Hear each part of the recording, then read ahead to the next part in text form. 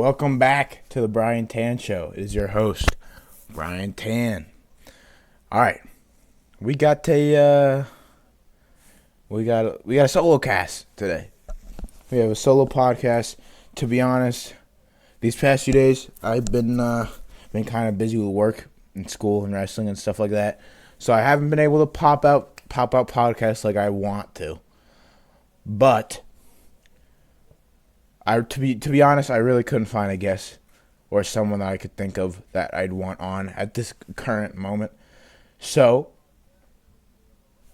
we are bringing it back to the beginning. 5 episodes later, and we are back to the solo cast. It's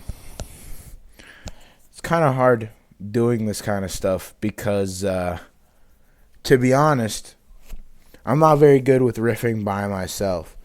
It's kind of more like a thing where I have other people with me, and I can kind of go off of them. So, I don't know, I got some stuff I want to talk about, right?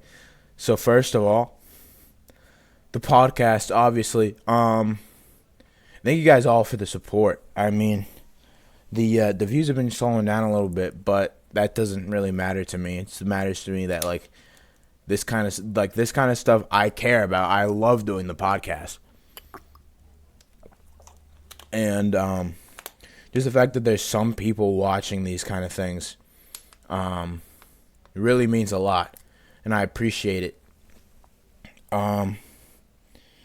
Yeah, next podcast episode, I think I'm gonna have Sean on again. That'll be a good one. To the new viewers, go check out episode 2. I had Sean Facina on the podcast. We talked a lot of dinosaurs. I think I'm going to have him on again. But yeah, I got to get better with like tags and stuff so I can start picking up more of like an audience here. But let's see. Last episode, I think it was Dylan Dubois. Yeah, I had Dylan Dubois on. We talked music and food and stuff like that. That was a really good time. Check that one out. All right. Let's get started. First things first. Where's my phone? My phone is the greatest tool. Let's talk sports first. Let's talk sports first. Sorry, don't mean to repeat myself. AFC. So the new tops, the new heads of the divisions. The Patriots have made a crazy comeback. Have made an insane comeback. They were at the bottom of AFC East to the top of 9-2. 9-2 is crazy, guys. I thought they weren't going to make it, to be honest. I thought there was just going to be another bad year. But then Drake May just popped into existence. He happened, which is, to me, kind of insane. Let's see what else. Steelers, let's get it. AFC North, 6-4. Yeah, we had some dicey. We lost to the Chargers and the Packers. That was devastating, especially the Chargers. But then we won against the Bengals, so that makes up for it. We're going against the Bears this Sunday. I think I'm working, but we'll cover it in the next episode. We'll cover it next time it comes along. The Patriots won against the Jets, won against the Buccaneers, won against the Falcons, won against the Browns, won against the Titans, won against the Saints, Bills, Panthers. Hold on. The Steelers beat the Patriots, though. I'm just saying. Hear me out here. I'm just saying. If you guys saying best in the league, I'm not arguing with that fact. I'm just saying the Steelers kind of dominated you. Remember, guys, I'm always a Steelers fan before I'm a Patriots fan. Patriots the second. A lot of people will be like, a.k.a. my boss, Eric. will say, "Oh, Brian just likes the teams that wins." I have liked a team that hasn't won, hasn't even made it to the playoffs in so long. I think the last time the Steelers ever won a Super Bowl was in 2009. That was the year I was born. The year I was born. How can I like the teams that win when I've literally rooted for a team that hasn't won since I was born? I'm just saying. I'm just saying. Anyways, the leaders of AFC South are the Colts. Not horrible, not horrible. The Steelers won against the Colts. So they won against the Falcons, the Chargers, the Raiders. They lost against the Rams, and they lost against the Packers. We're seeing a lot of losses to the Packers recently. See, the Patriots' only 2 losses are to the Steelers and to the Raiders. The Raiders beat them. That's crazy. That's insane to me. Against the Raiders. Let's see. Sorry, I'm looking at my phone a lot. I don't know all this stuff off the top of my head, so I'm bringing you this information from the source. See that? Colts 8-2, Steelers. All right, let's look at the 4 losses from the Steelers. Chargers, like I said, Packers, Seahawks. We lost against the Seahawks. The Bengals. We lost against the Bengals in the first one, which is by 2 points. By only 2 points. So that's not bad. And then we came and dominated them that last weekend. So the Bengals, the Packers, the Seahawks, and the Chargers. Only 4 losses. All the rest of the games we won. 6-4 isn't good though. It isn't 6-4 is all right, but it's not great. It's not a 9-2, an 8-2. The hell's going on up there? Sorry about that, guys. Anyways, AFC West, the Broncos. I don't like the Broncos. Let's see.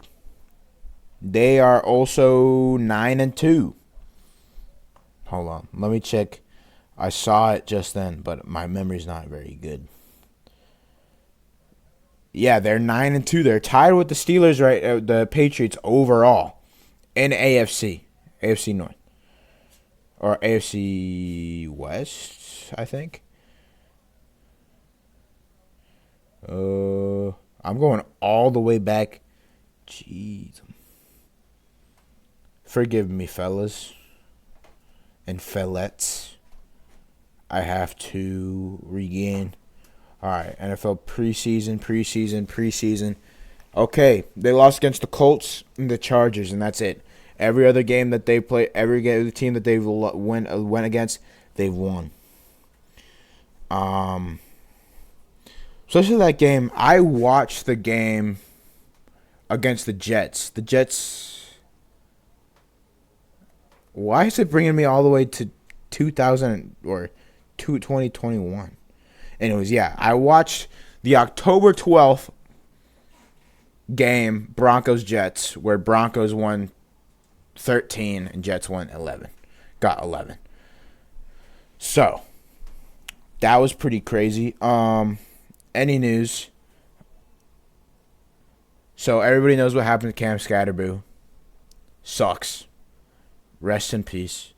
Not rest in peace. Cam Scatterboo's not dead. He just completely broke his ankle. So he's out his rookie year. Which sucks because he was great. He was amazing. He was obviously nobody can compare to Ray Lewis, right? With how tackles and shit like that. Just aura in general. But Cam Scatterboo has that potential. That's all I'm saying. Cam Scatterboo has the potential. Anyways.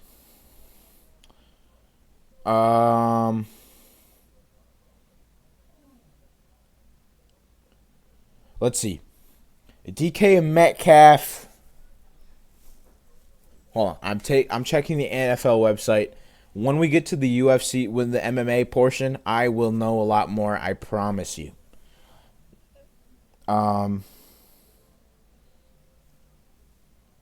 Okay, so Steelers got Jalen Warren back week 12 after the ankle. Aaron Rodgers does not need left wrist injury. Yes, he does. Okay. Hot take here. Not so hot take here. Aaron Rodgers needs to fucking retire. I'm putting that in the dirt right now. Aaron Rodgers needs to retire. He is old. He's old. We got washed up Aaron Rodgers. Is a insane trade. It sucked. He hasn't been good since the Packers. In the last 2 years that he played for the Packers, he sucked. You know where this is going. It's just not good. He's just not good anymore. He's good, but he's old. It's like if Tom Brady tried to go into the NFL right now as a QB. It would not end well. It wouldn't end well. Because he's old. That's to say, like the thing with athletes, dude, is that no matter how good they are, Father Time is undefeated. Old guys will always lose to a newer guy. That's just how it works. Like one day you're gonna find, if you are the greatest of all time, you have a 20-year career. By that 20th year, there's gonna be at least one rookie that's gonna be good enough to beat you. And when it happens, it happens. You can't really control it. You don't have any control over the matter because you can't control Father Time.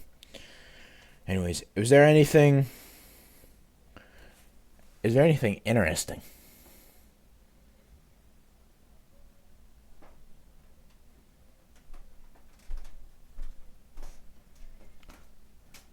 No. The answer is no. I don't want to have dead space. It's very awkward. Anyways, let's get to my okay, I can't rest my phone there. My personal favorite part of the sports segment, UFC. Now, this weekend, today is Tuesday, November 18th. This should come out by the 19th. On the 16th, it was a Saturday, not a Sunday, a Saturday. Wait, no. 16th was the 7th. 15th. The 15th was a Saturday. Now, most Saturdays, at least one Saturday every month, I look forward to UFC. UFC 322 was the card this time. Now, unfortunately, I was too broke and I couldn't buy the card if I'm keeping it 100 with you. Now, there's some big things. There's some big things that happen here. There's some not so big things. Now, my personal favorites. Let's talk about Carlos Prates, Leon Edwards. I was so sad to see that. I was sad to see it. I was a Leon Edwards fan, right? Been a Leon Edwards fan. I thought he was on track. He could have been really good. And I'm just going to preface this by saying any of these dudes can beat the shit out of me. Even if it's like Alexander Volkanovski and like featherweight, 140 or 145. Bro, I'm still getting dominated. I'm still getting my cheeks clapped. Pause. Now, I thought Leon Edwards is really, really good. Leon Edwards is really good. Not to repeat myself. But when he went against Carlos Prates, it was like seeing a Leon Edwards fight a better Leon Edwards. But it's like himself at the same time. So, Carlos Prates knocks out Leon Edwards. And he's smiling the entire time. Bro. Enough to make a grown man cry. Seeing that, it was terrible. It was terrible to watch. And I mean, I kind of had a feeling it was going to happen. I kind of had a feeling Carlos Prates was gonna happen, like was gonna murder Leon Edwards in the cage. Especially fight I watched, I think it was UFC 321. Was Pieta Magomedov 2. I'm thinking about 320. UFC 320, where it's Khamzat Chimaev versus Dricus du Plessis. Carlos Prates fought Jeff Neal. And that fight, oh my God, was so entertaining. It was like, so they were fighting. I thought it was looking pretty even. And so they were like this. They came at the same tempo, and eventually Carlos Prates kept going with the tempo, and Jeff Neal was not able to catch up. And what do you know? What? Spinning. I can't do it. I pulled my back muscles, but spinning elbow. It was insane. It was crazy. It was one of 2 spinning elbow KOs that night. Carlos Prates is shaping up to be an amazing fighter, and it's cool to watch this kind of stuff as it's going on. It's like, I would compare it to like watching like Chuck Liddell, right? I would like to watching Chuck Liddell before he became champ, sort of thing, right? Like the subtle rise. Now I think Carlos Prates isn't going to be champ for a while because, let's see, he's welterweight, and Islam Makhachev, which is in welterweight, which is the champion of the welterweight division right now, Islam Makhachev, he's not going to beat Islam. Now, the thing you got to understand about Islam Makhachev, he's a white Muslim. Not just any white, a Dagestani white Muslim. Now, 9 times out of 10, when you see a Dagestani white Muslim, it's over. It's wraps. You're done. Usually their wrestling is immense. Their cardio, crazy. A lot of times their striking is pretty good too. Now, Islam is like that, but the avatar of all that. If you take like Khabib, Merab, you take Khamzat, you take like all those things, and you put them all into like one dude, it's Islam Makhachev. Bro, this guy is so scary. Like, scary but also hilarious. Like, he's got the makings to be a superstar. Now, he has a... Hold on, let me get my train of thought back real quick. What's going on, guys? So, low-key, I recorded another 20 minutes of this podcast. Talking about the rest of the MMA world, talking a little bit of history.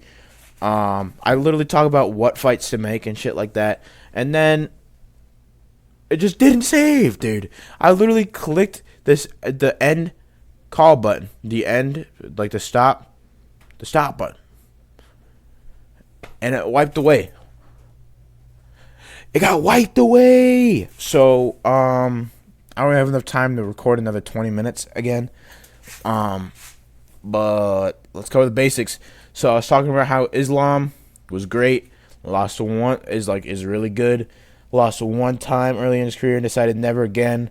2026 is when the pay-per-views are officially going extinct for the UFC. And they are partnering with Paramount so that every single UFC is free, including every single UFC event in their library, which is like all of them. Talk about how 2026 is a good year for UFC fans anyway, because of the White House card, because of the the White House card. I was talking about how Conor, I'm pretty sure, is coming back. He's looking good. Oh, shit. Didn't realize that fell. He's looking really, really, really good. He's looking healthy. He's looking a lot better. He seems like he cleaned himself up, which is awesome. I was talking about how the fight to make is Michael Chandler. because who else is gonna fight? And that's the fight everybody wants. Talking about how Jon Jones is the greatest of all time. Nobody can tell me otherwise. Talking about how the fight to make for the White House card, you gotta have Americans on the White House card. So you gotta have Jon Jones on there. If you want to win for the Americans, you gotta have Jon Jones on a card because he wins. That's what he does. I was talking about there's two fights to make for Jon Jones. There's Alex Pieta and there's Tom Aspinall.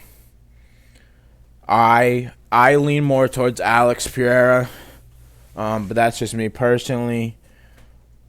What else did I talk about? Oh yeah, I talked about how the rest of the card was low-key trash. Nobody really liked it. Thought it was all right. I mean, Valentina Shevchenko defended her belt. It's really it. Bo Nickel fought. What else did I talk about? Oh yeah, I talked about history a little bit. Slavery, Romanism. That's a chapter I'm on in the book I'm still reading, Battle Cry of Freedom by James M. McPherson. I was talking about how I'm a fast reader, but I'm more of an audiobook guy. And I like 10 minutes a night. That's all you really need. But it's a long book, so I'm just going to be talking about the Battle Cry of Freedom every time I do a history segment for a while now. I'm not even a quarter way through the book. It's a really long book. I recommend it. I'd say it's the best one-volume Civil War book made out right now that you can read about. It goes really deep down into the economics and stuff of like the pre-Civil War, like right before the Civil War, increasing tensions and stuff like that. Talked about like anti-Catholics and how the Know Nothing Party was formed on it. How Know Nothing Party was for white male Protestants. As another political party. I was talking about how the temperance movement, the temperance movement or the anti-alcohol movement was largely also fueled by anti-Catholic views because a lot of the immigrants that were coming over from Ireland, were Irish Catholic. And that's when the stereotype of the drunken Irishman kind of came into like fruition, and because that stereotype happened, that stereotype was automatically imprinted on everybody who was Catholic in that religion, and they thought Catholics were like promoting alcoholism and stuff like that, which really wasn't true, to be honest. Excuse me. But yeah, that was the 5 times condensed version of what I was trying to say. What I was saying. Other fights, no. Back to the UFC thing. Other fights I was saying to make, Sean O'Malley versus Sean O'Malley versus Petr Yan. That would be a good fight. Again, they already fought. Sean Strickland versus Israel Adesanya. That would also be a really, really good fight that I'd like to see. But really, other than that, I'm not really sure, to be honest. I mean, you could do. Oh, yeah. There's one more. I was talking about a potential super fight between Islam Makhachev versus Ilia Topuria. Islam takes it. He takes it, eats it, spits it out, and shits on it. Especially on Islam. Not on Islam, on Ilia. You just feel like Islam outworks everybody. It's just in his... It's in his blood. It's in his worth ethic. And I feel like Ilia just doesn't. Ilia's a really good grappler. Ilia's a really good striker. But I really don't think Ilia has the drive. That drive that Islam does to keep going. So, that's the super condensed version of the next 20 minutes that I was talking about. So this is going to be I'm pretty sure like the shortest episode of the show right now, like easily consumed in one session if you really don't want to listen to something for so long.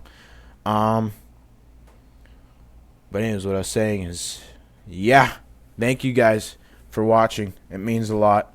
I'll have another episode out this week.